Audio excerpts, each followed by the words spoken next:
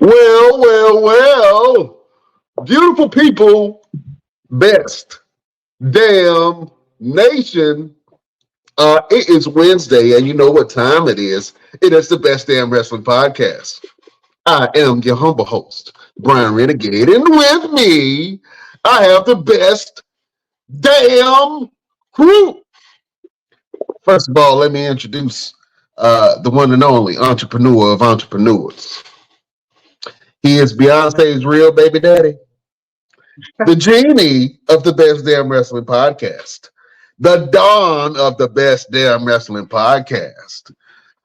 We know and love him as the one and only villain of villains. LP is in the building. What's happening? What's going on, man? How you doing? Oh man, good brother, good. Can't call it blessed and highly favored. You know what I'm saying? Uh, okay, it's a little cool in Phoenix today. It's about 60, 65 degrees. So I got a hoodie on. You know what I'm saying? Just to keep myself warm. You know what I'm saying? You know how I be out here in these streets. Yes, I don't know. We around like 20 right now, so Oh man. What's been going on with you, my brother? man, not much. Same old, same old. Not much at all. Nothing much at all. Same old same. Say the same old ain't the same old no more. You know what I'm saying? Oh man. Well listen, uh it's good to have you on here, my friend. We got to get into it. Hey, listen, can we get a tough talk today? Is that something that we can get? Maybe a CM Punk tough talk? I don't know. We're gonna have to see. We're gonna have to we're gonna have to see what how it goes. Oh man, that's something I'm interested in. I want to see it. Best Damn Nation, put it in the comment box if you want to see that. I know I do. Oh man. Well, look, let's get into it, man. We got an event going on this Saturday, NXT Deadline.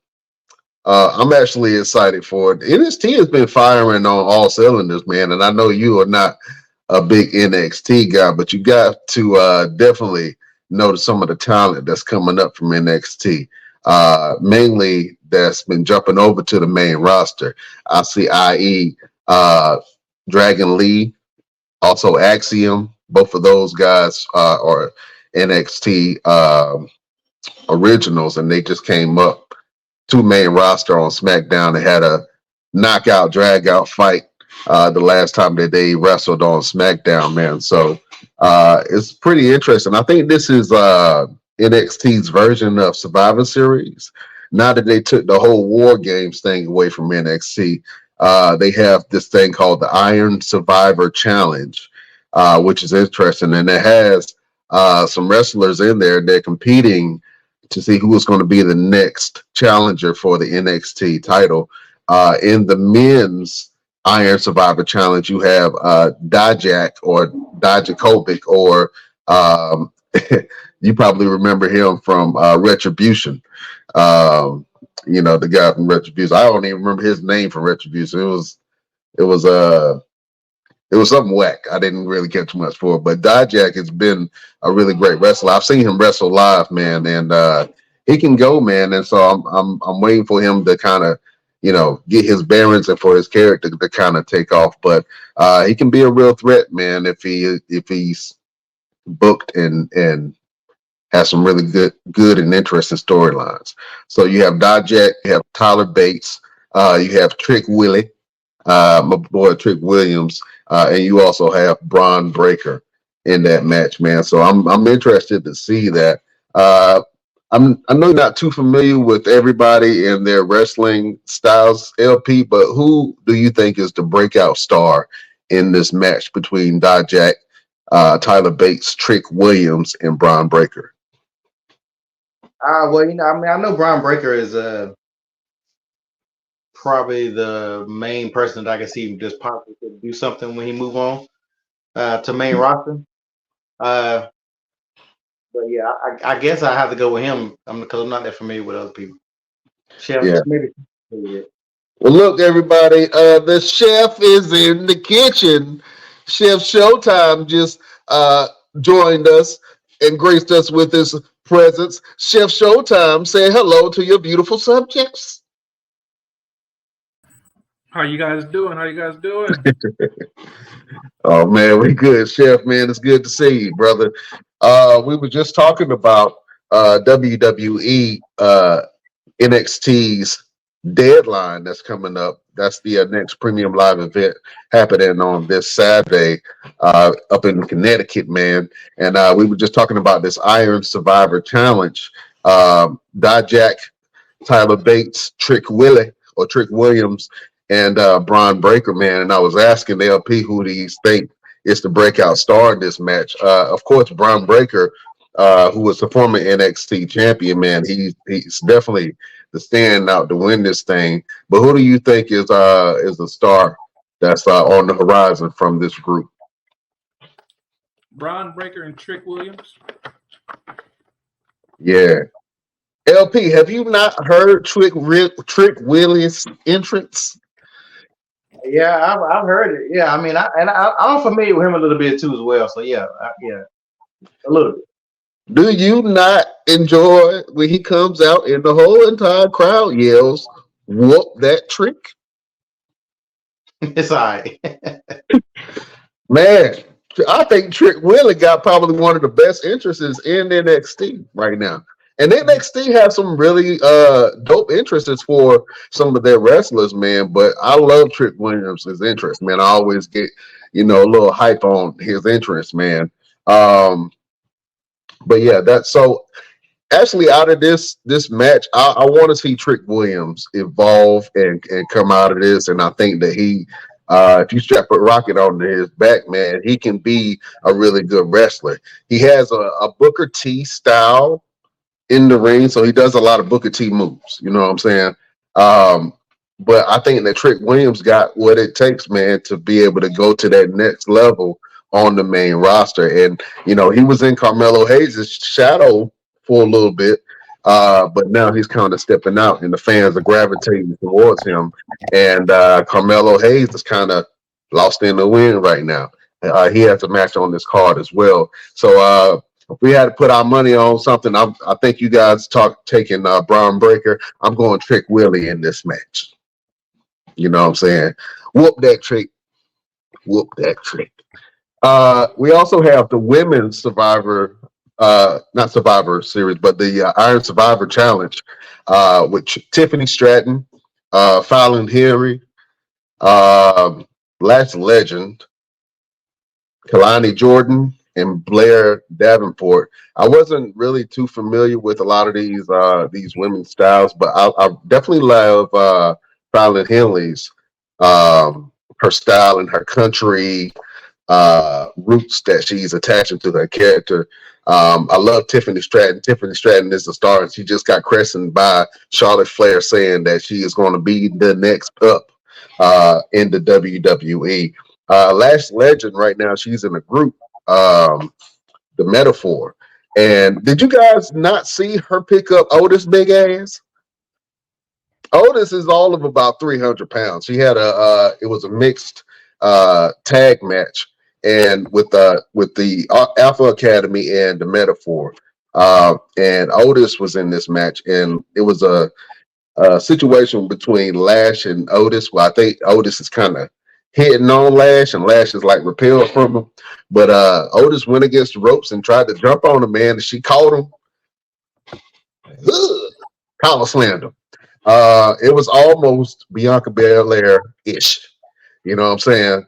So yeah, she slammed the hell out of Otis. I'm talking about the ring jumped, the cameraman's jumped, the commentary desk fell over. It was a 1.2 earthquake down in Florida, man. But yeah, she picked Otis up, man. She slammed him, man. Last Legend. I think that was her breakout moment, and I think you will start to see more of her because of that spot that they did. You know what I'm saying? And so in this match, I don't know. I like Kalani Jordan. She's really good. She's really talented. But I think I'm gonna have to go with Tiffany Stratton on this thing right here. LP, are you interested in this match, and who do you see as breakout star? No, I don't know who none of these people are. Yeah, LP strikes again. Oh man, I think you will be really impressed with Kalani Jordan, man. She's a cool baby face. She looks the part. She's very talented, man. She has gymnastics background as well as Tiffany Stratton does also. But I think this match is going to be interesting, man. I think you should watch. You should watch this weekend. I think you're going to be fairly surprised, man, of some of this up and coming talent. Well, maybe some people that you probably are familiar with. We got Ilya Dragunov versus Baron Corbin. Baron Corbin is down in NXT causing terror. Ilya Dragunov is that dude. In every sense of the way, he is the second coming of Gunther. Let me see who you got your money on. Ilya Dragunov or Baron Corbin? Let me go, Chef. Dragunov. Yeah, Dragunov is good, man. What do you like about Dragunov, Chef? Everything. Because nobody, what Pat McAfee said, nobody likes bum ass Corbin. I like bum ass Corbin. I think King Corbin don't get the credit that he deserves, man, as a top tier talent, bro. That man is professional. And he retired Kurt Angle. What you got to say about that, LPC? It was bad writing. horrible writing. It didn't help him, and it didn't help Kurt. So let me ask. Okay, let's dive into that a little bit, because at that time, Baron Corbin was one of the top workers, and he was kind of mid to upper card at that time when he faced Kurt Angle. So if the match was not between Kurt Angle and Baron Corbin, who would you have rather seen Kurt Angle get retired by? Around that time around the time that match, Yeah, I still would say Chad Gable, because I think Chad Gable was, I don't know what character he was around that time, but they missed that boat. Like, they could have had that storyline that would have built Chad Gable up even more before the Alpha Academy, because before the Alpha Academy, he really was jumping from thing to thing. They couldn't figure out what to do with him. The Alpha Academy kind of stuck, but if they would have did that, because it didn't help Baron Corbin out, and it made Kurt look bad. So yeah, I didn't like the way they handled Kurt Angle retirement. I think they dropped the ball big time on that, and they can't get it back because Kurt definitely don't need to get nobody ring no more. So that's one of those missed opportunities that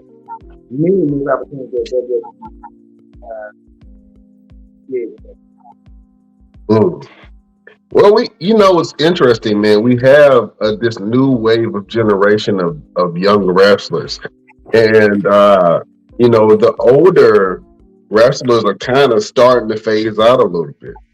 You know what I'm saying? So I know some of these wrestlers feel like they have 10, 20 more years in them, and they probably do. In WWE, do you have another 10, 20 years? Maybe not. I don't see another 20 years for Randy Orton in the WWE. Unless he moves over to a managerial or backstage role. Bobby Lashley, do you see another 10 years for Bobby Lashley in the WWE? Let me ask you, LP. To be honest, how old is Bobby? Bobby is like 46.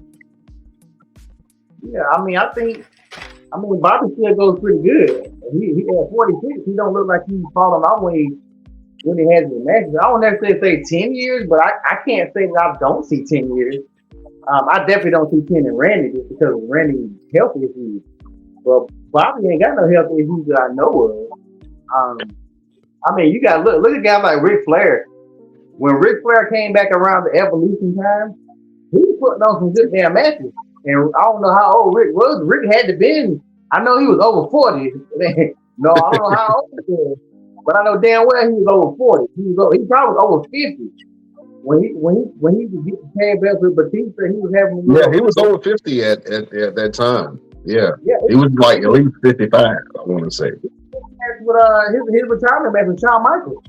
That was a good match. Like Flair still could go around that time. Like he ain't got no business trying to do it now.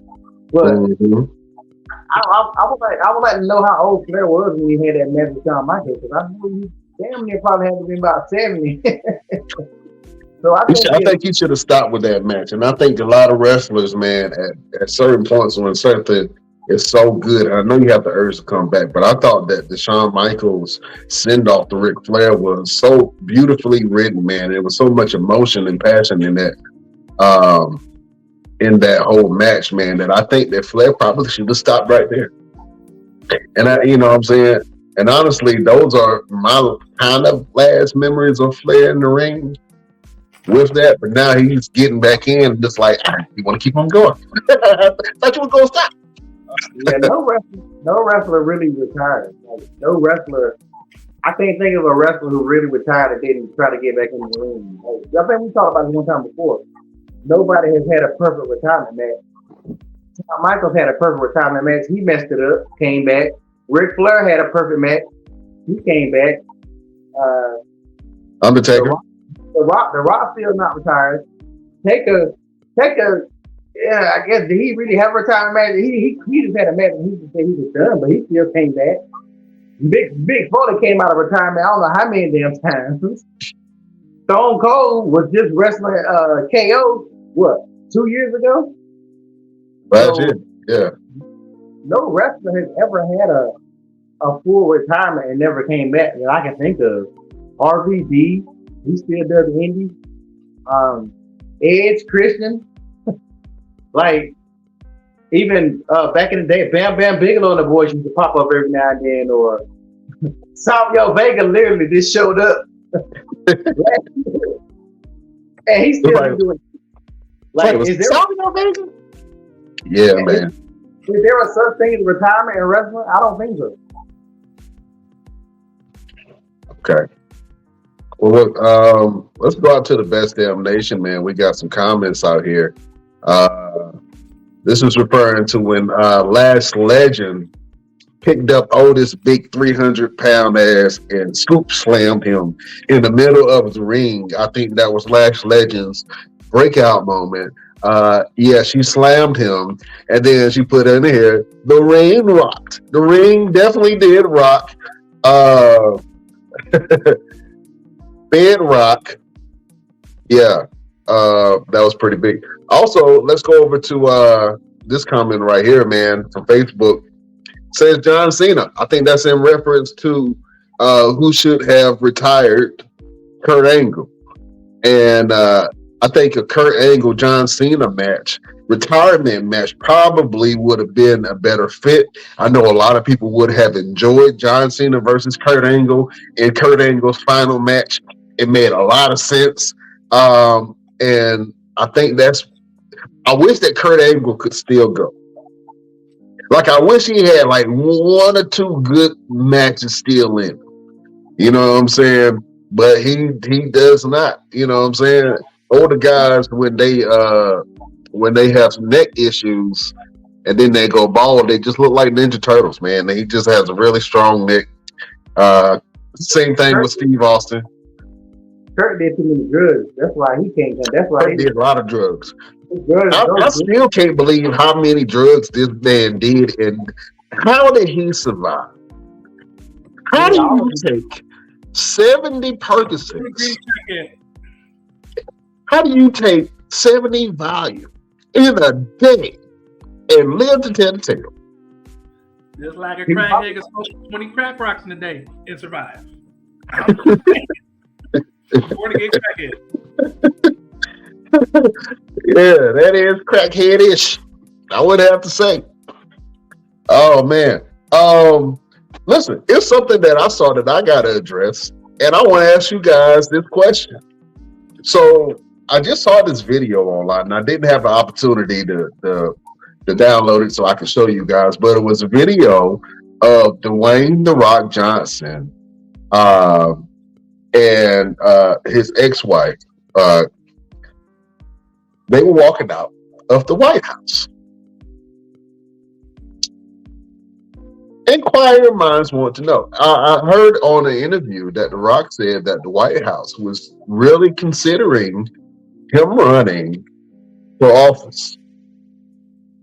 With that being said, you would know that his show, Young Rock, the premise of that was him running for election and running for office, and it was kind of some stir behind that, when it was going down, and it was funny that he used it for his show. But it looks like that The Rock might be getting in the political arena in some type of way.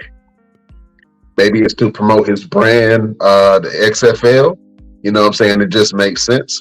Or maybe it's something a little more devious. But inquiring minds want to know if Dwayne "The Rock" Johnson ran for office in 2024, would you vote for Dwayne "The Rock" Johnson? I'm going to ask that question to Chef. They'll vote for The Rock because it's just for the name. His name will bring everybody to come vote for him. Like Trump. Nobody liked Trump, but Trump's name brought everybody to vote for him to help him win presidency. Excuse me, sir. A lot of people like Trump, and as much as you might not agree with what he said, a lot of people, including people of our skin color, like Donald Trump. Don't get it twisted. You can't speak for everybody. A lot of people like that guy. To the point, hold on. They like him to the point. He did some hip hop stuff. Donald Trump bullied his way like 50 Cent through the Republican Party. I don't mean to get political, but I got to say this because this man is an entertainment figure and he is a WWE alumni. So it fits in that realm. He bullied his way up the Republican ticket, became president. Everything that he did, it seemed like he had WWE writers writing for him.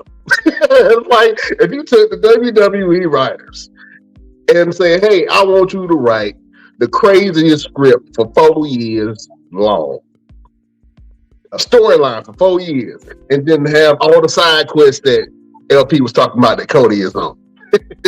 You know what I'm saying?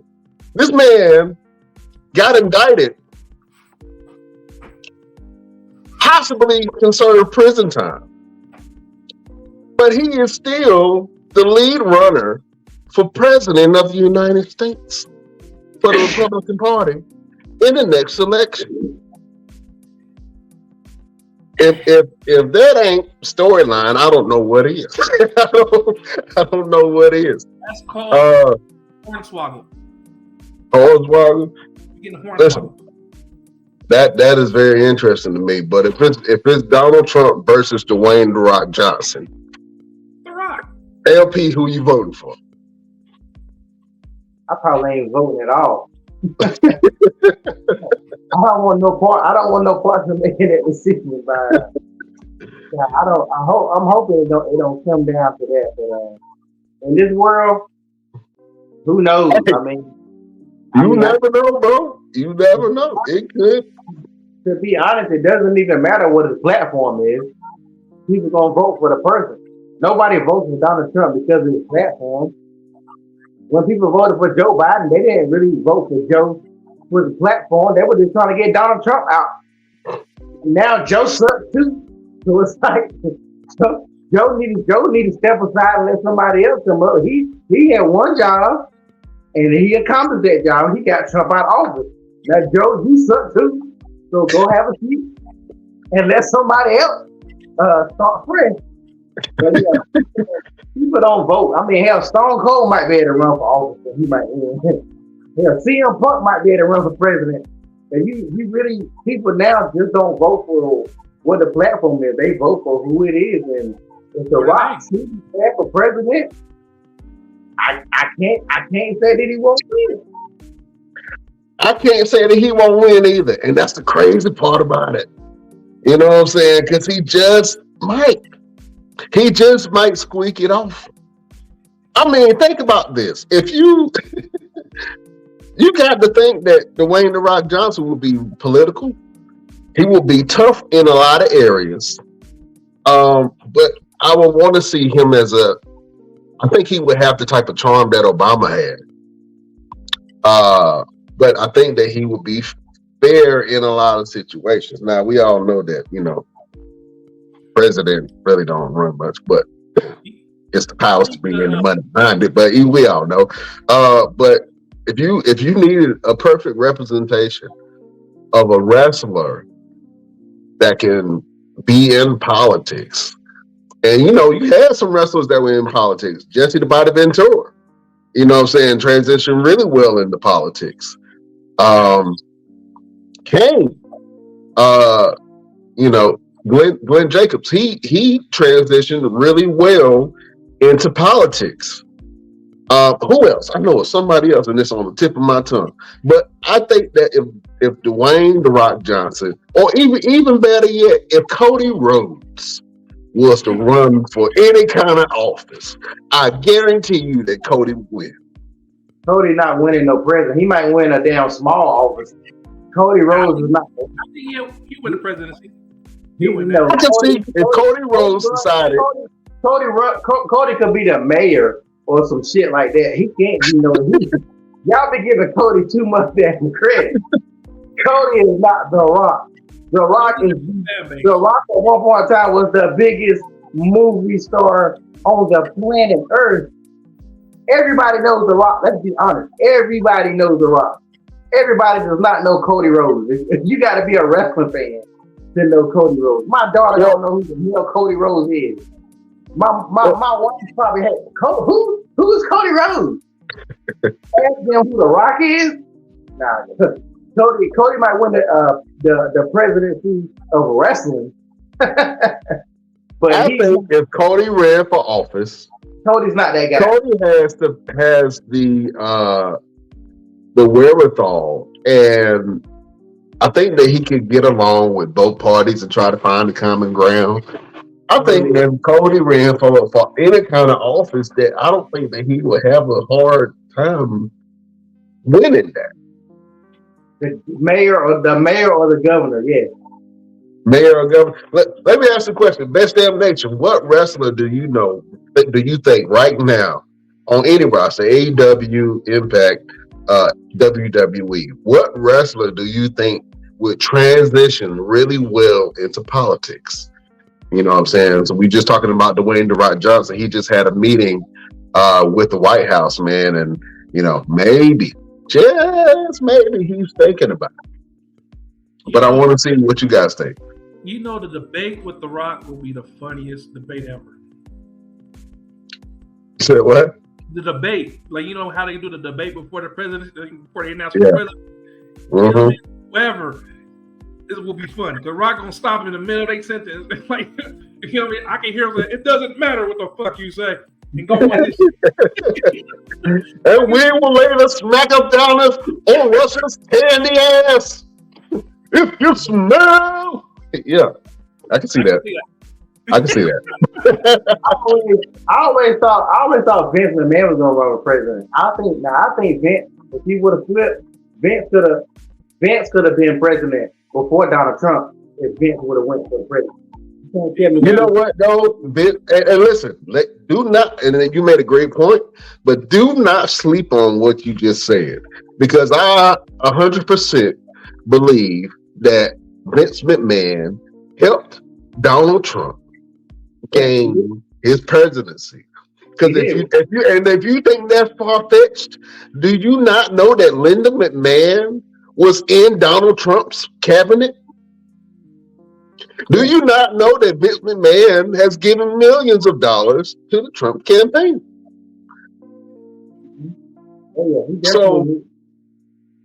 so if you think that's a little far-fetched, I don't know. But there was a lot of Donald Trump support from the McMahons during Donald Trump's presidency. You don't think that all of these random out-of-country excursions, when they went to Saudi Arabia and the women wrestled for the first time, you don't think that was political? You don't think that they had to get that cleared? You know what I'm saying? That was, I 100% believe that the WWE in some ways was used to garner some type of positive relationship between the United States and Saudi Arabia during that time. And if you don't believe me, just go dig it. Find out for yourself. But 100% the McMahons helped Trump get into office. You know what I'm saying? That's just facts. That is just facts. Let's talk about oh yeah. Chef, Showtime. Fellas, you know, we used to do this a lot. Chef always had a nice dessert for us. But Chef Showtime is going to do one of our first advertisement spots, man, for all the chocolate lovers out there. Go ahead, take it away, Chef. Oh my God, this is really, I can't even pronounce the name right. How you say the name? Ghirardelli chocolates. Man, these Ghirardelli chocolates, man, are delicious. Like, man, I've been eating the whole time I'm on the show. This bag right here is delicious. It was just full bag. I only got like 3 left now. You know? Oh, one moment. You can find it at Walmart, Safeway, Sam's Club, Costco, even Target. It's delicious. Go buy some. Ghirardelli. It's the chocolate to make. Yeah.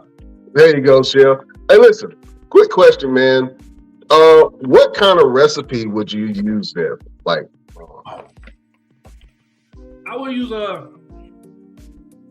for the milk chocolates. I'll probably dip some strawberries in them. It got to appear that the chocolate is real rich and delicious. I could dip some strawberries in them right there. They got some dark chocolate. It's good, but it could be better. You know, all dark chocolate tastes weird sometimes, but I have some dark chocolate brownies with that chocolate, man. Listen, I'm not even a dark chocolate fan, but when I tell you I almost ate my fingers, it's good chocolate, Jack. But go ahead and show that variety pack that you got, brother. It's delicious. It has milk chocolate, salted caramel, milk chocolate with caramel, and dark chocolate. It's delicious. Oh man, you heard it first. Go ahead. Yeah, you heard it first from Chef, man. If you want some chocolates, man, go ahead and get you some Ghirardelli chocolate. Look, you know what I'm saying? Because I got me a bag too, Chef. Oh, would you look at God? I'm about to smash this. Listen, this is the white chocolate caramel. Have you ever had the white chocolate caramel? Do yourself a favor. Get yourself a blessing. This right here. Milk chocolate better. Milk chocolate better. Yeah. You see it. But thank you, Chef, for letting all the people know what's the best chocolate in the land, man. I appreciate that. You know what I'm saying? Hold on, let me get it straight real quick. LPZ. You want some? It's delicious. You want some? I know you want some. You want some? Over there, all envious. Look at that white chocolate. Hold on, let me get it open. Let me get it open real quick. Feel it there. You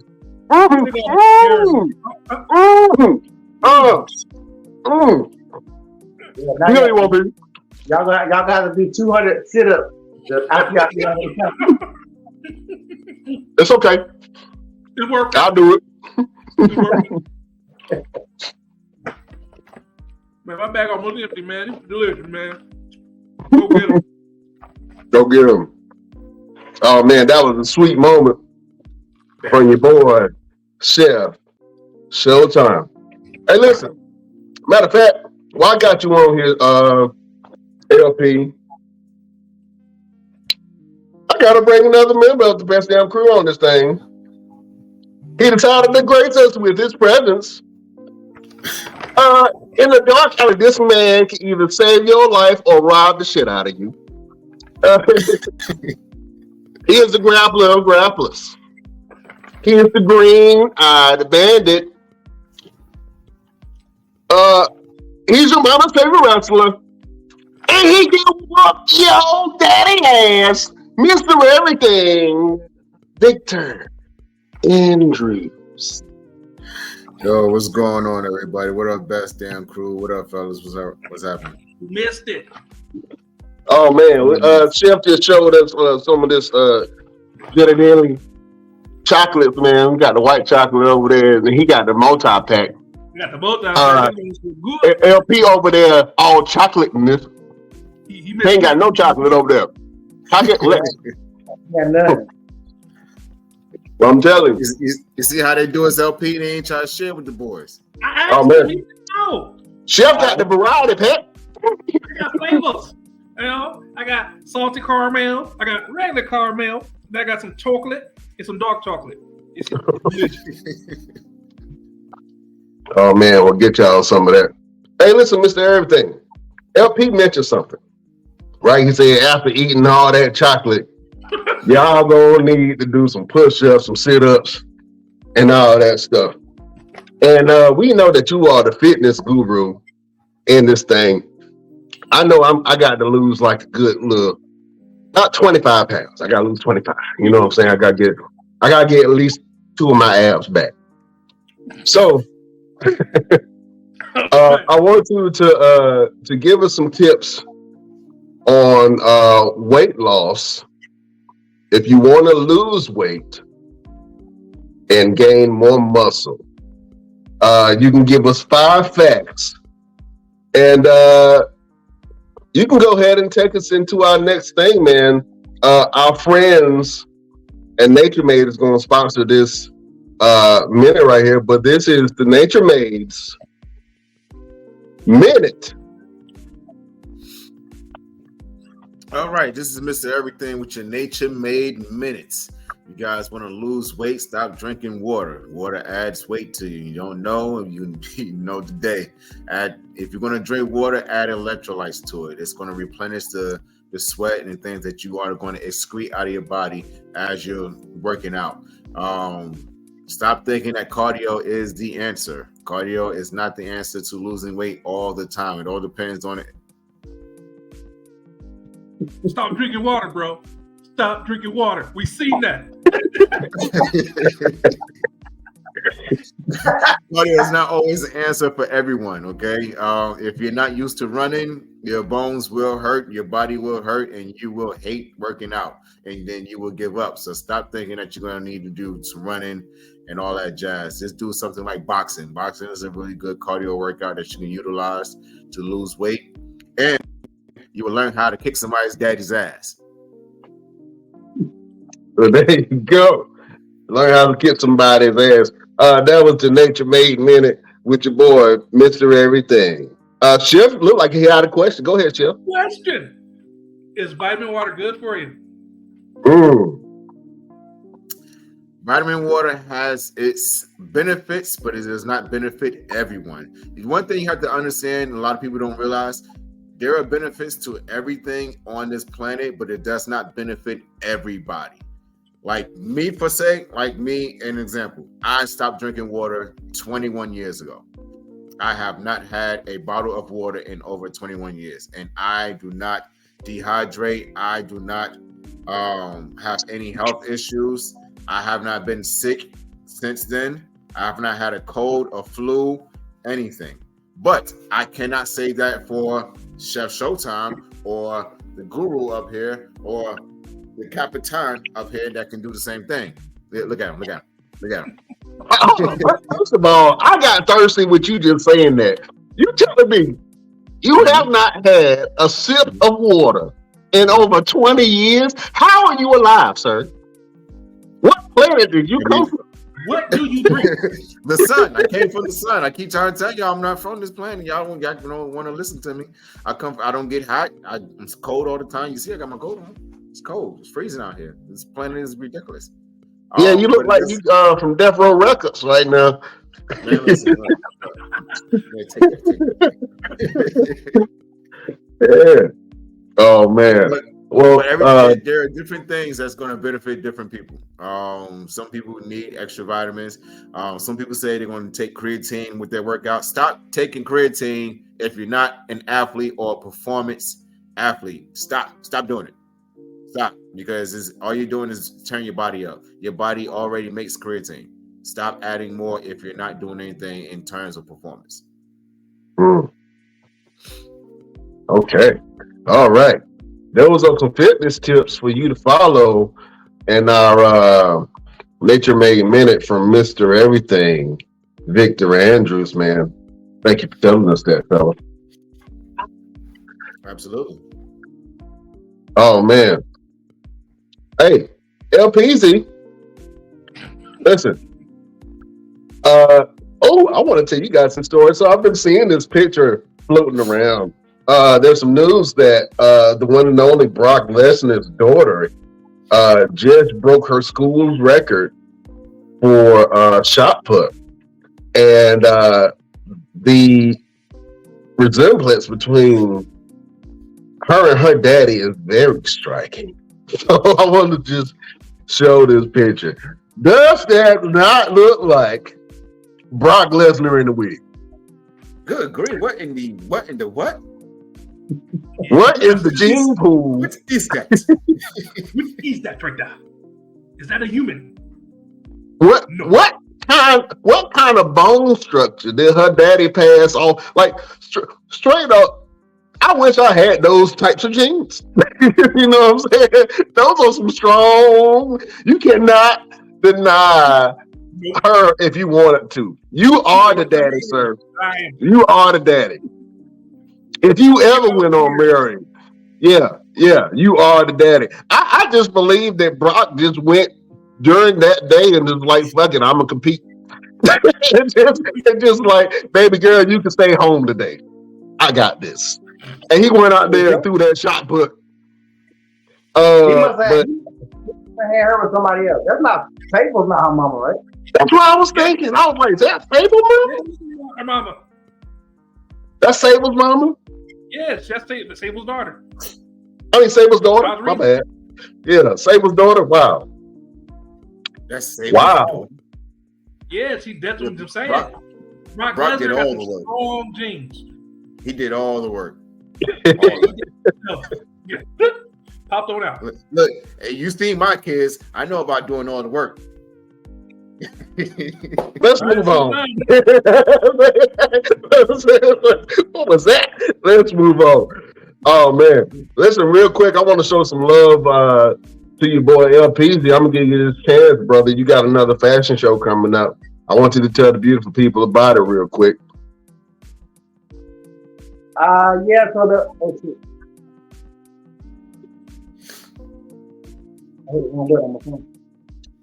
Am I still in the show? Okay. Yeah, so it's Back to the Future Fashion Show. Oh, stamps. This is a time 70s, 80s, 90s, 2000s, 3000s. Where it can show fashion throughout the decades. It's a fun theme in the fashion show. Are you gonna have huh? Are you gonna have midgets in the fashion show? I'm gonna have who? Midgets, tiny people. Well, unless they try out, I don't think I am, but they might. I don't discriminate against. If the Little Women of Atlanta want to come down and be a part of the show, sure, I would love to see them in the show.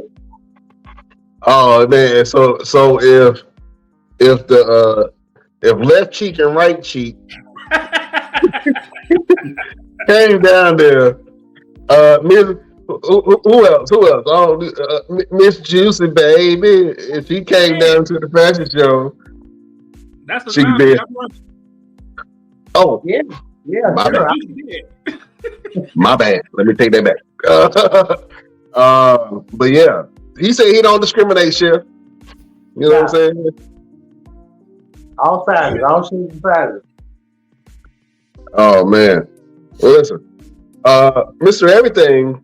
I'm not sure if this happened already or if it's going to happen, but if it has, just go ahead and tell us about this match that you got coming up, sir. Yeah, so this match is coming up actually next Saturday in Sherwood, Arkansas, and I'm excited. This guy has been on some of the major companies around the world, and I'm excited to be able to get in the ring and show him why my name is Mr. Everything, why I am the one who beats daddy's asses.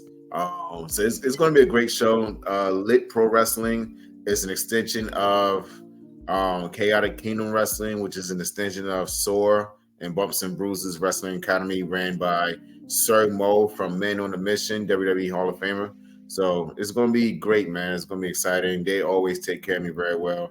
I expect Mr. Davidson to bring me more than his best because I'm going to bring him more than mine. All right. You heard it. So you better prepare. You know what I'm saying? Make sure you got some new draws on because it's going to be boots to asses. When your ass go to the hospital, you don't want the ones with the holes in it. Oh man, fellas, I've been seeing this picture float around, man, of Jade Cargill, and I think LPU asked a question not too long ago: when is Jade Cargill going to get her ass in the ring? And like I said, I'm just sitting and I'm waiting and I'm watching. She had this picture that was floating around of her in French Montana, man.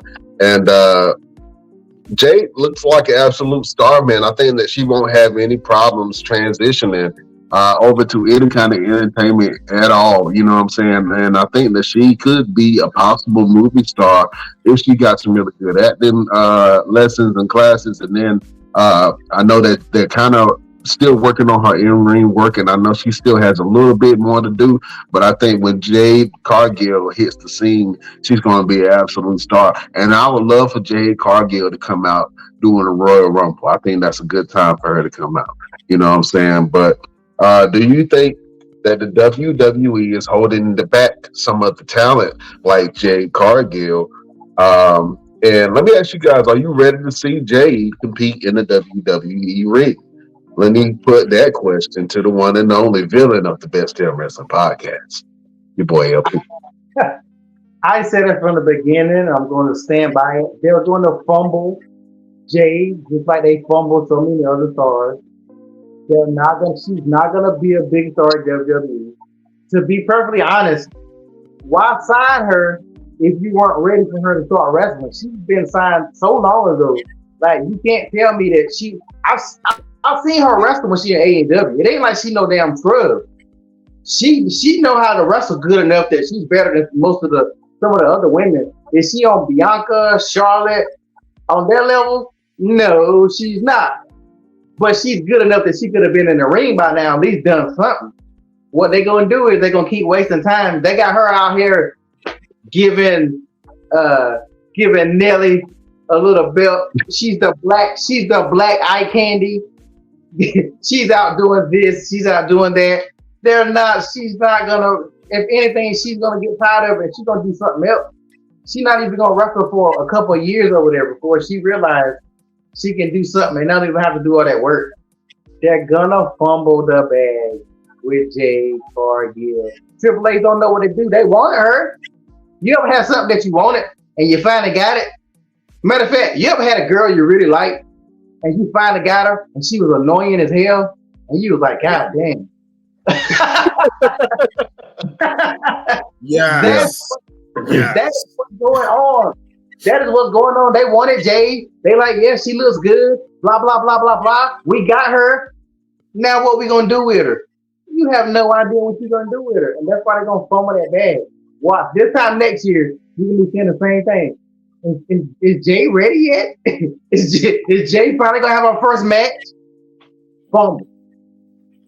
Well, I think that they might use her the same way that AEW was using some of their talent, like Swerve and like Jay, to kind of usher in the entertainment world. And I think the AEW did a really good job of that, of bringing in some wrestlers and that were well known, and also entertainers and rappers and all that. And so they did a really good job of that, especially the last 2 years, man. WWE has been doing that since the inception, since we first started, of bringing entertainers in. If you look at some of the WWE back in the day, you look at a lot of the wrestlers back then, they were football players. They were mostly like professional football players. If you look at the first Royal Rumble, it was mostly football players. You know what I'm saying? They had no wrestling experience. And so the game has definitely evolved, but I definitely see them using Jade to kind of usher in entertainers, just like they do the Miz. You know what I'm saying? And I think that gesture of giving Nelly a WWE belt was not only reintroducing him to the world, but also let him know, hey man, they got some real talent down there. And he saw Jade and he was like, oh man, yeah, all right, cool. This is still around. He held up the belt. He was like, this belt kind of heavy. I didn't think it was this heavy. Y'all carry this around all day. You know what I'm saying? So I like when the hip hop world comes into wrestling. And me as a black man, I enjoy that. I think it's cool. You know what I'm saying? So any way that, you know, they can usher in new fans through different avenues, I think that Jade might be that catalyst and that entertainer for that. Because before the end, they were using Bianca Belair and Montez Ford for all the entertainment stuff. And I think that Jade will fill that gap for that, you know what I'm saying, and be able to connect with a new type of fan, you know what I'm saying, in her fan base initially, man. So they use her as a honey pot. That's what the old folks say. Honey pot. Honey pot. They use her as a good old fashioned honey pot. That's it. Like she's better than that. They didn't do that with, you don't see that with white wrestlers. Good point. Point. Do you? Well, what you just said, do you see that? But they gotta do it with Bianca. They gotta make Bianca and them show up for this. Yeah, like come on, bro. That's not it. Well, I mean, I guess it makes sense in if you take this route where WWE has talent from different ethnicities. They kind of use those people to usher in those fans from that region. For instance, when they go to India, they pull out all their Indian wrestlers. When they go to Japan, if they wrestled in Japan, they gonna bring out Shinsuke Nakamura, Asuka, and Io. You know what I'm saying? You see that when people go to hometowns, they pull up the hometown favorite, and even if they're mid card, they're gonna have a pop because that's where they're from. You know what I'm saying? So WWE has been doing that for a long time now. When it comes to culture, I think that a good example of that was Sammy. You know, a lot of people thought that Sammy was just a regular white dude until they look. I'm like, oh, okay, Sammy is okay. All right, he's okay. He got some paprika in him. You know what I'm saying? Sammy got a little seasoning in there. You know what I mean? And so when they go to places like Saudi Arabia, they love Sammy. They look at Sammy as one of them. You know what I'm saying? Yes. So yeah, and then when when they go to Canada, it's the same thing. Sammy is one of them. You know what I'm saying? Saudi Arabia. Was that the first time they went to Saudi Arabia? Sammy couldn't go. That's why he didn't show up in the first time they went. Well, he had more of a political stance. Yeah. Sammy had at that time. Sammy had more of a political stance than him just going there and wrestling, because he felt like he had to stand on what he was standing on at the time, that political issue. But then somehow that kind of got almost resolved, I guess, and so he felt comfortable coming back and wrestling. And then when he did, the fans went absolutely crazy. And I think that was a good representation.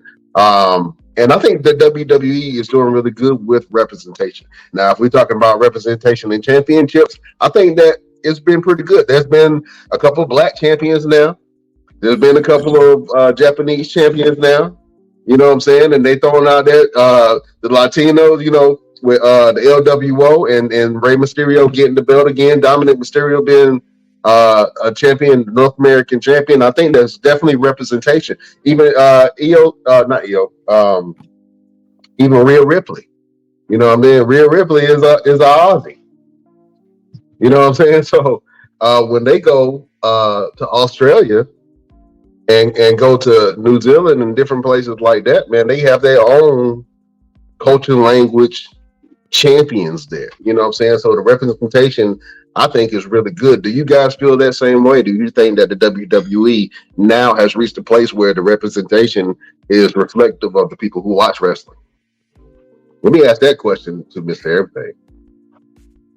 WWE has become very diverse in their cultural aspect. I do agree with LP to a certain extent.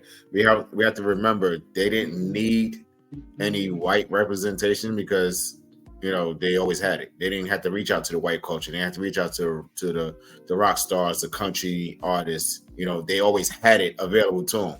Now they're realizing, okay, now we have a more diverse set of talent, and we have this fan base that we can actually reach out to and bring them in. And it's a bigger thing now. Hip hop and the hip hop culture is bigger than it's ever been, in my opinion. 50 years of hip hop, it's gotten so big that even like other genres are, filtering in, trying to mesh with us and, pull some of the fan base over into their side, or even just to interact with our fan base. So WWE is like, okay, you know what? We do need to bring in some more culturally diverse fans. We need to have more representation. We need to have a black champion. We need to have black talent to go out there and represent us. We need the face of the company to be not only just Terry Hogan anymore. We don't need a reigning Macho Man Savage anymore. Now we need a Junkyard Dog. Now we need a Dusty Rhodes. We look at guys like Kevin Owens, who is not the standard of a professional wrestler, but he is a prize fighter. When you look at somebody like Jade and Bianca and Montez and Bobby Lashley, they're different. Kofi Kingston, what's the big difference? So it's way past time for this to happen. I'm pretty glad that they are doing it, and I hope that they continue doing it, and I hope that the cultural fan base keeps growing like it is. Yeah, I agree with that. LP, do you like the diversity that you're seeing on the WWE product? No. No. Not until LP ain't gonna be happy to the whole SmackDowns and Nation and Domination. There you go. That might be better. I mean, I just think that, I don't know the numbers. I wouldn't know the percentages of white wrestling fans, black wrestling fans, Asian wrestling fans. I would love to see the percentage. But a lot of black people love wrestling. We all came up with wrestling. Either we continue to watch it now or we stopped watching it years ago. But there's a lot of black wrestling fans. So I think they often need to think about that when they come out with some of these storylines. For instance, the Street Profits. I thought the Street Profits going heel, they were really going to do something with them. And actually, they done got worse since they been healed. Bobby Lashley. They still not, Bobby Lashley's not even really, he's not even a main event anymore. He's barely mid-card right now. The New Day, they're coming in shucking jive like the New Day. Yeah, we got some pancakes. Hey. I hate the New Day. But yeah, the New Day are coming and do that little jig. But like, look, I don't know. I mean, I think Asians get better representation than black people in WWE. To be perfect, if you want to be honest, me personally, but I just think they just need to do better. I wouldn't complain if they did better. I mean, I'm gonna complain anyway about something, but I wouldn't complain. I wouldn't complain about that because you need to represent, at least coming up, whether he it's debatable if he's black or not. The Rock, who is half black, we had The Rock for years. Booker T, we had Booker T for a good time. Booker T did some questionable stuff, but Booker T was a main eventer for a good minute. Who else was some good black main eventers? Mark Henry. Bianca. Mark Henry got his serious push, not when he was having sex with Mae Young and all that, but when he got his serious push, you had Mark Henry, Bianca Belair. Bianca now is like, I think Bianca is probably been treated the best out of like all the black wrestlers in history.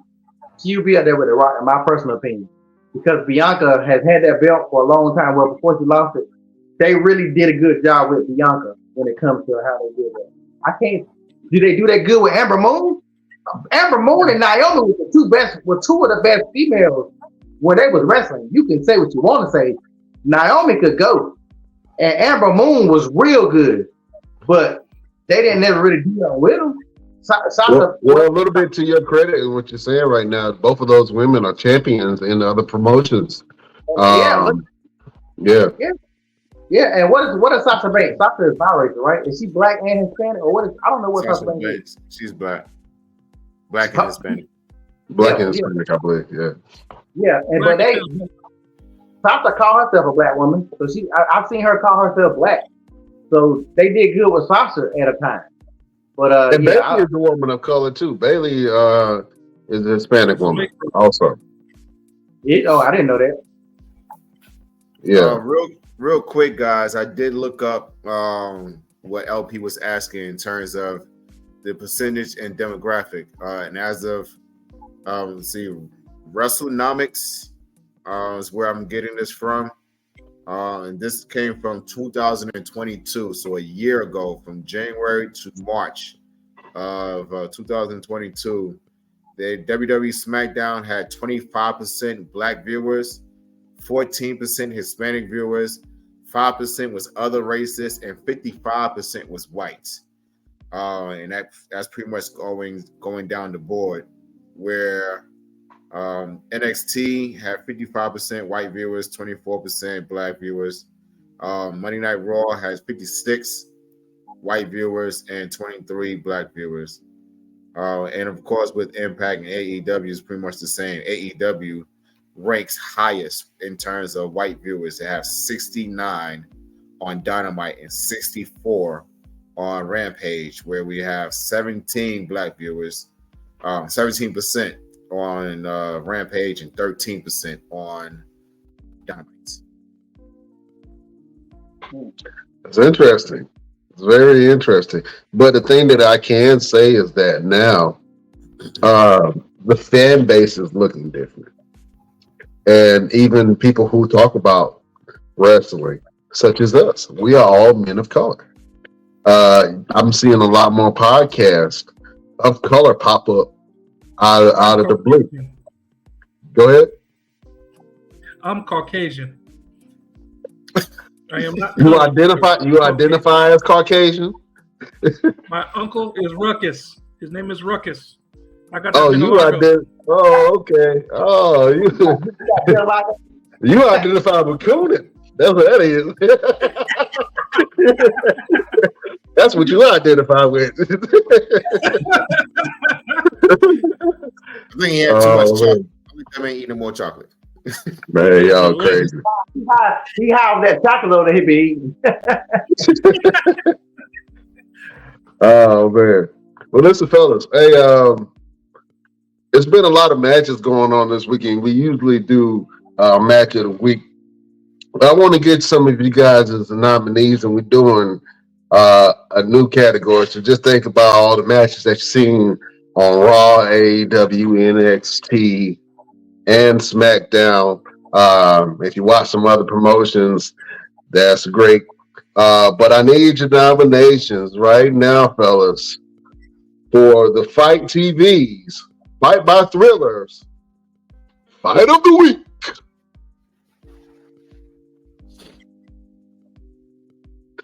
Let me go with Chef. Chef Showtime, what was your fight of the week?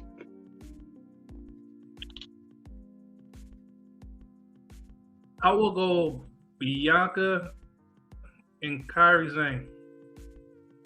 Bianca versus Kairi Sane. You know what? I like the Bianca versus Kairi Sane fight. Um, Bianca definitely showed her power. Kairi Sane showed her resilience.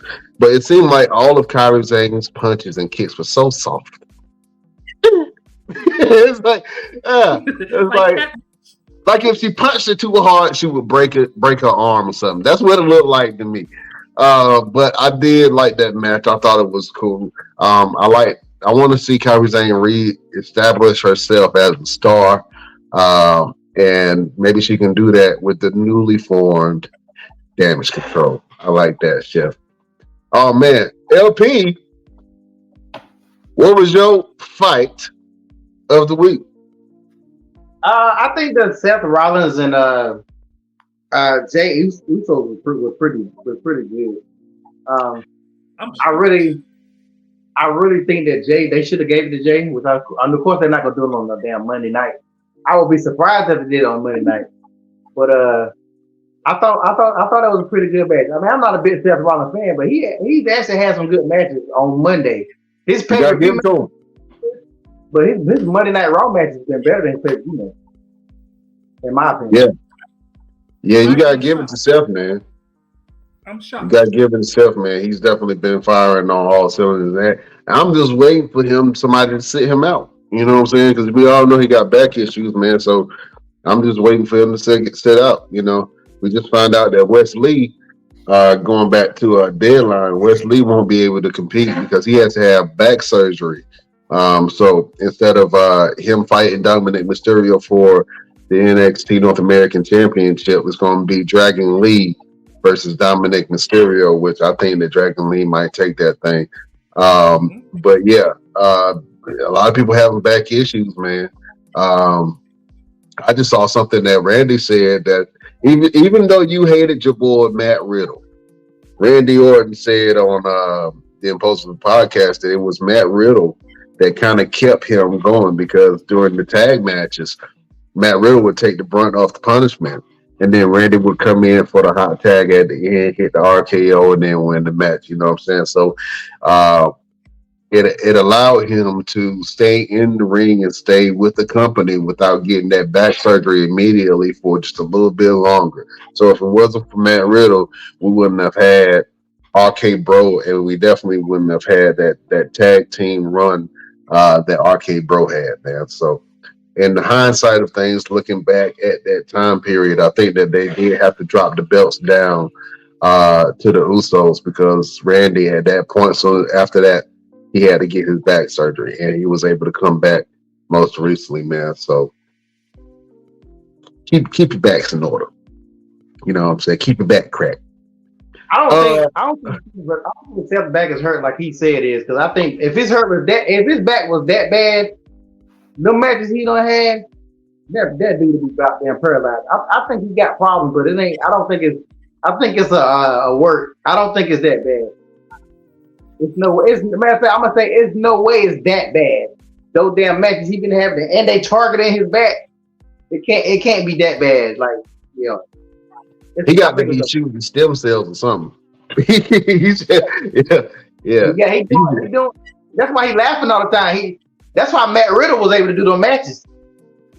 Oh yeah, possibly. You know what I'm saying? But they done lifted that band of the sticky icky for WWE as banned substances. So, you know. Now I want to ask Mr. Everything a question. I don't know if he can answer this. I don't know if he's breaking any wrestling codes. Have you ever seen a wrestler take some drugs or take something backstage that made them boost up, not know something they weren't supposed to take just so they can get through the match? Or have you ever been in a match with somebody that you knew was drunk? Or because we all seen Jeff Hardy, you know, we all seen it when a wrestler, even Kurt was juiced up on them perks. Have you ever been in a ring with somebody that was under the influence? If you ain't heard about it on the news, then no. Anybody get in the ring with me and they ain't got their 2 cents together, something ain't gonna go right.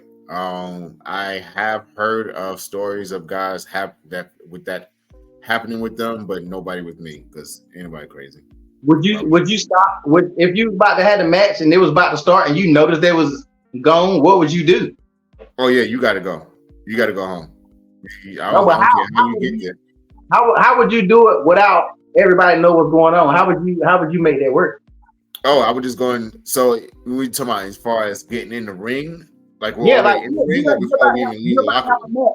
Yeah, you about to have a match here in your face, and you can smell all that alcohol in your face. Oh yeah, I'm immediately talking to the promoter, letting him know that I'm not getting in the ring with this guy because at the end of the day, I got to put my life in his hands. You know, if you're going to do a body slam, a suplex, I need to know that you're going to perform this in the safest way. I don't need to be carried out on a stretcher because you decided to show up to a show intoxicated or under influence.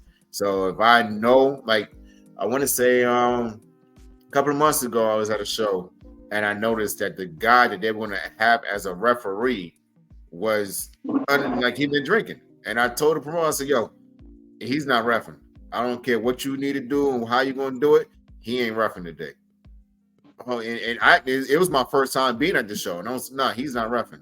I don't care. I don't care who he is and who you are and how much you paying me. He ain't reffing today. If he gets in that ring and I'm in there, I'm punching him in the face. Simple as that. I'm gonna hit him right in his jaw because the thing is, gonna hit him with a wake up punch. You was like, he gonna go to sleep and wake up a new man. Exactly right. Because the thing is, you know, even with the refs can cause a bad situation, a good situation to go bad because they can get in the way. You see some refs they're not very trained very well, or they're supposed to count to 3 and they mess up a match. Like I don't need all. No, we're not doing that. Oh man. So you would have been like Cody Rhodes when he said, what's that story he always tells? Where's that referee? He was trying to fuck on me. You ever seen that clip where Cody tell that story about Ted DiBiase Jr.? Maybe y'all ain't never seen it. Y'all never seen that. I gotta check that out. What's that about? Yeah, something about they messed something up and not Cody Rhodes, Ted DiBiase Jr. Got backstage and he was mad because the referee messed something up. He was like, "Where's that referee? He tried to fuck on me." Yeah, but to your question of whether Seth Rollins is really hurting or not, it can very possibly be that he is hurting or his back is as bad as it is. We wrestle hurt all the time. I'm wrestling hurt all the time. But you'll never know it because when we're in that ring, it's so much adrenaline that's pushing through our bodies and extra endorphins and all this other stuff. And he may take a BC or aspirin beforehand just to kind of numb the pain a little bit. But we do wrestle hurt all the time, so it's quite possible, man. I mean, but the thing that people don't see is when they get home. They see all the smiles and laughters and pizzazz and love me and they cheered. And when we get in the car, I was like, man, don't say nothing to me. Don't look at me. I don't want to hear my phone ring because that's gonna make my back hurt. I don't want to do nothing. Oh man, well, that's an interesting viewpoint on that, Mr. Everything. Well, since I already got you, man, what is your Fight by Thrillers fight of the week? I'm gonna be a butthole with this one and say my fight of the week is Mr. Everything, Victor Andrews versus Jack Tatum this past Saturday at WCEW in Hamlet, North Carolina. Man, we went out there and got busy. I hit a Spanish fly. I have not hit one in 10 years. I had to pull one out just to see if I could still pull one out. And I did. Not as perfect as I liked it to be, but I hit it. Did you do that because we kind of challenged you about showing us a video of you doing the Spanish fly? Was that what kind of sparked that whole interest up of you wanting to do a Spanish fly again? Did you guys do that? I think I forgot. Yeah. We kind of challenged you on it. You was like, I'm gonna show you a video of me doing the Spanish fly, and then you found the video, and then you shared it with us, and then what was that? 2 months later, now all of a sudden you doing the fantasy fly? Yeah. I Yeah. did it. Yeah. What's your official finishing move? My official finish. So I actually use the Claymore. I utilize the Claymore for certain individuals. I do the elbow drop from the top rope. I use the what I call Coleman's blessing, but it's Caprice Coleman's finisher move. He calls it the Sky Splitter, but he does it. It's like the Rough Rider from Zack Ryder. I utilize that sometimes too. And then I do submission type stuff, but I'm always changing my stuff up because I like to be versatile. What is your go-to submission? Huh? What is your go-to submission? Rear naked choke. Okay. Are you still doing the stink face? Huh?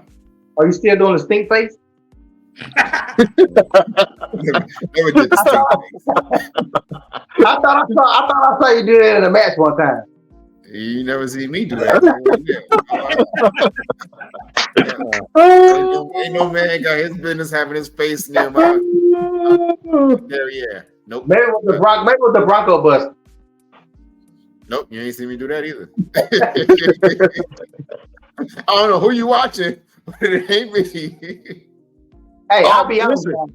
Hey, let me ask you guys. Let me ask you a question, Mr. Everything, because that just LP just made me think about it.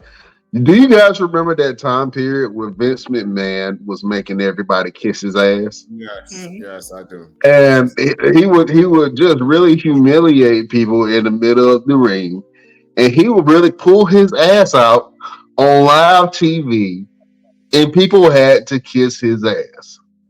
If you were wrestling during that time period, and Vince McMahon told Mr. Everything to stand in the middle of the ring and kiss his ass, would you pucker up? If you're asking me now, no. If you would have asked me then, probably. Probably. Look, it was nice. He would have put a lipstick on it. I'd have been like little mama. Oh man. William Regal did it. William Regal did do it.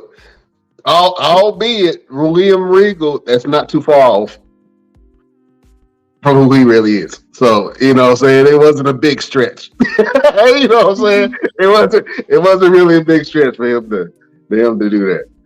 Oh man. Well, listen, fellas. Mr. Everything, real quick, because I had some more stuff that I wanted to squeeze in, but I definitely want to acknowledge the passing of one of the greatest members of the bloodline, Umaga. This past Monday, Jay Uso wrestled in memory of Umaga, man. So we want to just show a little bit of love to Umaga, man. And I actually loved Umaga, and I love that his son kind of picked up his moveset, and also Solo on a bigger screen has picked up his moveset. But yeah, I just wanted to show some love to Umaga real quick. And this was an interesting story I wanted to share with you guys. It's of Steve-O and Umaga. So just check this out. What's he doing here? Umaga comes into the ring. What is it? Oh, look out! No! Wait a minute! Him jumping off the top ropes. This was supposed to be the final move of the match. But I don't know that I have to play dead, so I keep moving around. But that means that he has to keep beating me up. Now he's gonna hit me with the fucking elbow that knocked me into a blackout. I don't remember leaving the ring, and they just cut to a commercial. You should have sold it. Yeah. You should have sold Hey, they should have told him. You know what I'm saying? Mr. Everything, if you want a spot like that, where you're the heel, and then you supposed to do a move on a visitor, like a Steve-O, somebody who can take it. They don't listen to the direction and they keep breaking out of character inside the ring, do you continue to pummel that person until they can't move like Umaga did, or do you take a different approach? You have to protect your character in all aspects. You have to protect your character. For me, he's going to sleep. I'm gonna choke him out. I'm gonna just look like I just lost my damn mind, and I'm gonna choke him out. Umaga is that type of person that his moveset was all, just pummeling you.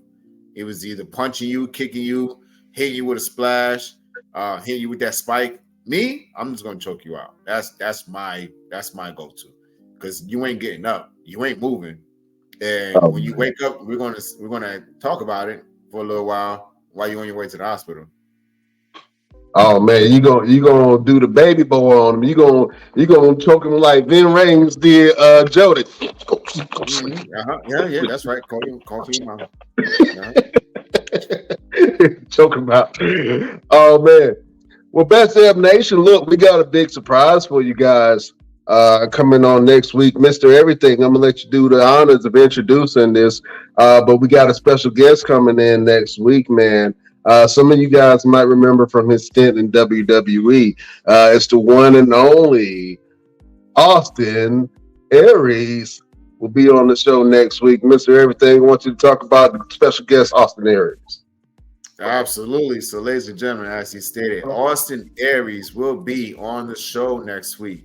I reached out to him. As you know, he worked with Control Your Narrative for a while. I had the opportunity to sit up on the room, talk to him, hang out with him, learn some different things, get some different advices from this man right here, this wrestling legend, in my opinion, because this man can really get busy. He does not get the credit that he so deserves in terms of professional wrestling. So he will be on the show next week to be able to tell his story. Drop us some comments, drop us some questions in the Best Damn Wrestling Podcast group page. If you got any kind of questions for Mr. Austin Aries, anything about his career, I know he's going on a different path in terms of professional wrestling. He's on a very more woken path now, where he's like doing a lot more just being one with the earth now type thing. And it's not the sticky icky. It's just really trying to be more, I don't know the terminology, but I don't know why I immediately thought about Stephen Meeks. He walks barefoot in grass, Okay. The Stephen Meeks route. Yes, you know what I'm saying? The Stephen Meeks version of Mr. Austin Aries. So he will be here next week. So make sure you tune in on time. Do not be late, because you missed this show. You're going to be upset with yourself, and you're going to be going back to you need to watch the replays, and you ain't going to get the full feeling of it watching the replay as you would watching it live. And tell everybody to come watch and listen. Watch and listen, because I know there's ones that they can't watch it. They were listening. So shout out to the truckers out there listening to the Best Damn Wrestling Podcast. Yeah, we always get love from the truckers, man. So make sure that you guys check that out next week, December the 13th. We got your boy Austin Aries in the building, and the Best Damn crew going to kick it with him. He's going to talk about his life, his career, his path moving forward, and he's going to share some laughs with the fellas of the Best Damn Wrestling Podcast. So make sure that you guys are there for that, and make sure you check it out next week, next Wednesday, on Spotify, iHeartRadio, Apple Music, Amazon Music, Facebook, YouTube, wherever you get your podcasts. Check us out and listen to that interview from the great Austin Aries. Real quick, fellas, I know we had a couple sponsor spots, but I want to give a shout out to all of our sponsors, man. We just been blessed within the last couple of weeks to kind of garner some of these sponsors, man. So I want to give a shout out. So I just want to shout out Fight by Triller, Discount Contacts.com. You also have eyeglasses.com.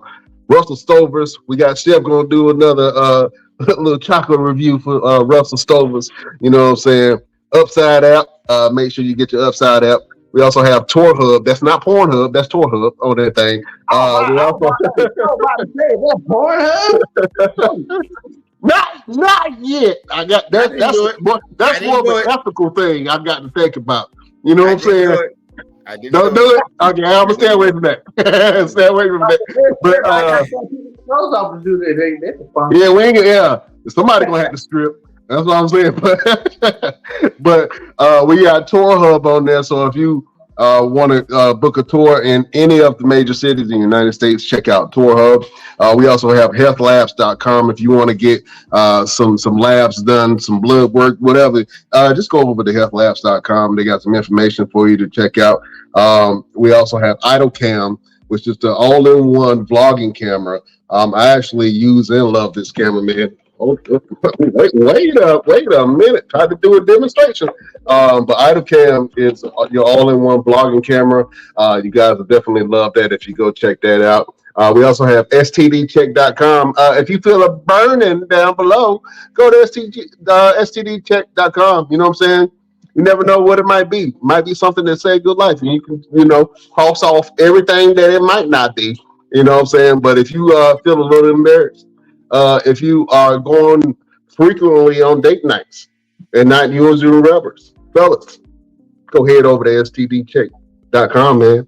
You know what I'm saying? Get yourself looked at. We also have Nature Made, Orlando World Vacations.com, Deer Deli Chocolates, man. So, check us out. Don't forget Support one. all of Getting one of the major ones, Phoenix Foodies. Phoenix Foodies on that thing. They're saying shout out to Phoenix Foodies, man. Also, we just got Pete's Coffee, fellas. So Pete's Coffee is a new affiliate for the Best Damn Wrestling Podcast, man. So people are loving this. They're showing us a little love. You know what I'm saying? So you make sure you go over to all of our sponsors, and I'm gonna share the links in the bio. You guys can go over there and support our sponsors and what they got going on. I'm trying to get my camera situated. Fellas, man, we do this each and every week. We got to give the people some motivation, a word to get through, a word to get by. You know what I'm saying? I'm going to start with the preacher of the Best Damn Wrestling Podcast. Reverend Showtime. Do you have a word All right. for the congregation? I have one from a word from Will Smith. People look at him different now because he slapped Chris Rock. But this was a good one. He said there is no reason for a plan B because that distracts you from plan A. I like that. I understand that because if you have your goal set to do something, always making a plan B will distract you from it. Like, go for your goal. Stop procrastinating. Like, if I do it this way, no. Do what you need to do to get your goal. That's how I feel about the situation. I like that. If you stick with plan A, ain't no reason for plan B. Will Smith ain't say that. Reverend Bishop Chef Showtime My from the tabernacle of the onions. Bishop Jim Daly. That's all I'm talking about. Oh man, let's go to the villain of the Best Damn Wrestling Podcast, LP. Do you have a final word, a word of motivation to get people through their week? I guess I'll say don't worry about people talking about you because the same people that talking about you, somebody's talking about them. So always just focus on yourself. Oh, that was a good one right there, LP. Focus on yourself. Somebody talking about somebody all the time. You know what I'm saying? Yeah, that was a good word from your boy, LPZ. I see him over there cheating. You know what I'm saying? We up here freestyling. He up here looking up quotes. Mr. Everything, do you have a final word? No Maya for the Angelou. beautiful No people? Maya Angelou. You can't do no Maya Angelou. Don't cheat. No Maya Angelou. I don't know why y'all would think I would even do that. Still I rise. Okay, go ahead. Yes, my final word for the good people is don't look down on another man unless you're looking to pull him up. I like that. Don't look down on another man unless you're willing to pick him up. I like that word. Show us your search history.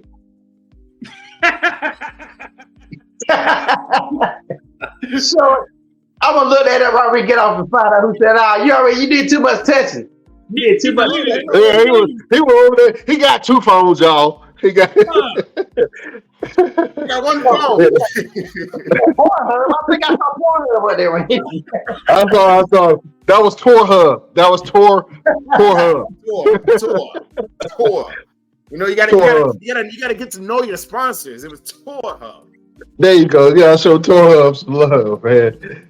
Oh man, listen, fellas. If I had to give you guys a final word, and actually, I had an appointment today, right before the podcast started with my doctor, right? And we're just doing a checkup, and I think the older that I get, I want to be on top of my health. And I know that since Thanksgiving, I gained a couple pounds, and I'm like, you know what? I got to get down to like 225, and I want to be 225 jacked. You know what I'm saying? And he was just giving me some different things to do, like run 30 minutes in the morning and then do some lifting in the afternoon and all that stuff. But he said they're setting your dreams, and then they're setting your goals. And if you can set your goals and work each goal and each step at a time, then you can achieve your dreams. You know what I'm saying? You can always set a dream, and then the thing about setting the dream is out there. It seems unattainable. It seems attainable, but it's unattainable because you don't see the steps in it. But when you set the goals going towards the dreams, you can walk up the steps to your success. So instead of dreaming and wishing about what you want to do, set goals that'll get you to the point where you want to be. So instead of setting dreams, set your goals, because that'll help you attain the very thing that you want in your life. Fellas, how y'all feel about that word of the day? That was good. That's refreshing. Hey, I got an idea. Go ahead. One episode, we need to do a best damn workout. I'm with it. What we're gonna do live? We're gonna do it right here on live. Right here live. Are we going to invite the Best Damn Nation to work out with us, or are they going to see us in our embarrassment? No, and you guys' embarrassment, not mine. Oh, okay. Okay. I'm with it. Yeah. You know what that made me think of? Y'all remember when each week they had a different Raw GM, and the GM came up with a show? We could do something like that. Like, if that's what Mr. Everything want to do, like different shows, each one of us can say, we have to set it up in advance, but like we'll discuss and we'll talk about whatever. If Chef's controlling that show, Chef gonna set up the layout. Mr. Everything, if he's gonna have us working out and passing out on live damn TV, I guess we'll do that. Yeah, that way we can do different topics and subjects sometimes, and everything won't be on you, Brian, to come up with it the whole time layout all the time. Well, it's on us, man. You know what I'm saying? The material pretty much writes itself. You know what I'm saying? But I think that'd be cool though. I like that. That's a good idea. Best Damn Nation, if you want to send us some show ideas or some topics that you think that we should talk about, then go ahead and send it to us in the Best Damn Wrestling group, or you can go to our page, the BD Wrestling Podcast. We also have an Instagram, so you can go to our Instagram at the Best Damn Wrestling Podcast. You can go over to our Facebook group, Best Damn Wrestling Podcast. You can go over to our Facebook page, the BD Wrestling Podcast. You can go over to our X or Twitter at Best Damn Crew. We got a Twitch, so you can visit us over on Twitch at the Best Damn Wrestling Podcast. We also got a TikTok, so you can visit us at Best Damn Wrestling Podcast. Fellas, this was an absolute great show. Don't forget, everybody, next week we got our special guest, Austin Aries, will be in the building with the Best Damn Crew, and we're going to give him an interview like he's never had before. You know what I'm saying? So if you got some questions for our guest, Austin Aries, make sure that you check it out. And if you can't be there, just go ahead and tell your mama, your aunties, your uncles, and your cousins and them that the Best Damn Wrestling Podcast got the best thing smoking, and we got Austin Aries on the show next week. So you guys can go and check that out. Fellas, any words for the Best Damn Nation? Peace. Peace. Peace, love, and hair grease. And all that jazz. Listen, we love y'all. We can't hold y'all no longer. We will see you next week on the next Best Damn Wrestling Podcast. Fellas, we will check you next week for our special guest, Austin Aries. Please. Look at this guy. He better take his shirt off over there, please. Who about to take their shirt off? Missing everything. Oh, Lord, he about to show them exposed nipples and gray hairs on his chest. Jesus, don't do it. Jesus, don't do it. You didn't see them? They were doing all the flexing and whatnot. I was It's no okay. joke. They doing flexing. You up there trying to one up them. I took my jacket off. That's all. Hey, listen. Arm muscle does not equal a nipple. Okay? Those things are not equal. You know what I'm saying? Just because they flex a bicep does not mean you are free to bring your nipples out, sir. We just showing the direction we're going. We're going up. I was gonna show y'all just a little something. I ain't gonna go. Look, I'm not even gonna go hard on y'all. I'm gonna show y'all just a little something. Little something. All right. I don't know. It looked like you've been drinking water. That's all I'm saying. We're going up with this show. Up. Just up. Oh man, we got more flexing to do for y'all.